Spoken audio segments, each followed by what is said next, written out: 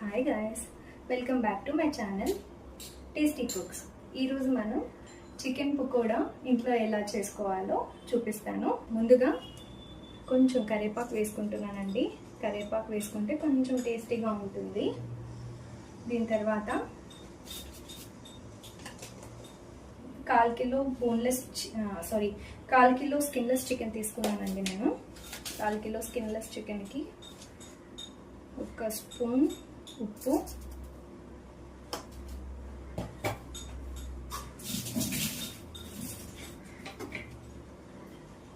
1/2 spoon మిరప్పొడి,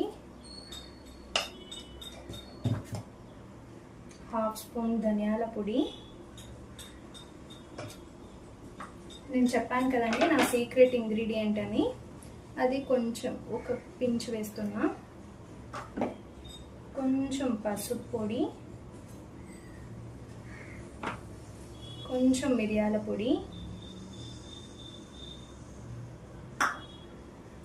ఇంకా కొంచెం food colour అండి. ఫుడ్ కలర్ ఒక పించ్ వేస్తున్నాను.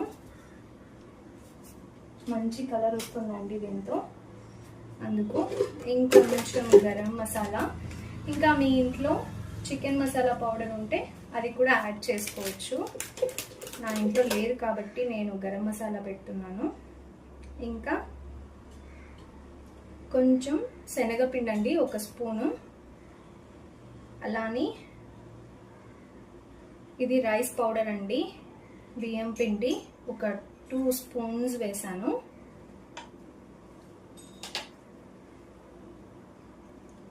ఒక స్పూన్ అల్లం వెల్లుల్లి పేస్ట్ అండి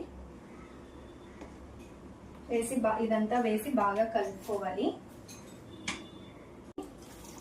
దీంట్లో నాకు కొంచెం శనగపిండి తక్కువ అనిపించింది, ఇంకొక స్పూన్ వేస్తున్నాను. ఒక 1 అవర్ తర్వాత